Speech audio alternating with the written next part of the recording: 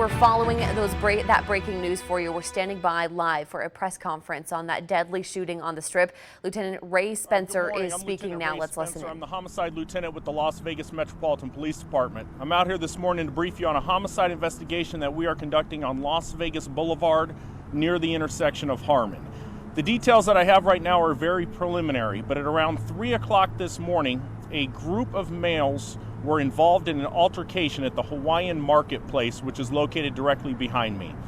At some point during that altercation, the suspect pulled out a handgun and shot the victim 1 time, striking and killing him in front of the business.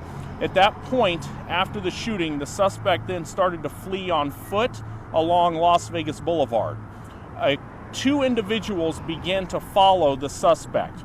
We do not know exactly what transpired after that. However, one of the males who was following the suspect then pulled something or picked up something and threw it at the suspect. We think it's potentially a rock that was thrown at the suspect who was in possession of the firearm. He then turned around and shot 3 more times, striking the second person in the leg. That male was transported to Sunrise Trauma, where he is currently sedated. However, his injuries are described as non-life-threatening. There's a third person who was actually struck with a ricochet who was did not require transportation to the hospital. So at this point, we have 1 deceased male who is a black male in his mid-20s. We have a second black male who has been transported to the hospital with non-life-threatening injuries. He's also a black male in his mid-20s, and the suspect who was transported for the injury received from the object thrown to his head. He is currently in custody.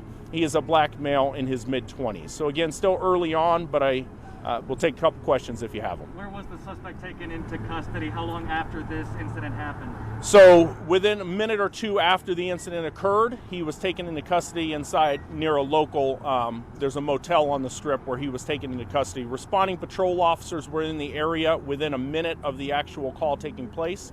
It was the responding patrol officer who observed the suspect. When the patrol officer took him into custody, he was in possession of the murder weapon.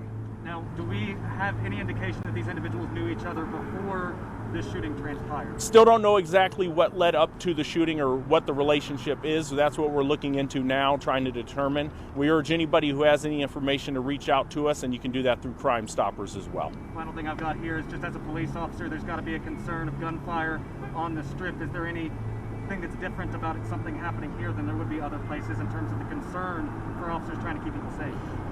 As far as the location of the crime, there's a tremendous amount of resources that we have on Las Vegas Boulevard, and I point out that we had officers on scene within a minute of the shooting occurring. So it's a very heavily policed area and low crime area at that. So again, I just urge anybody who has any information to reach out to us. It looked like these guys were out of town.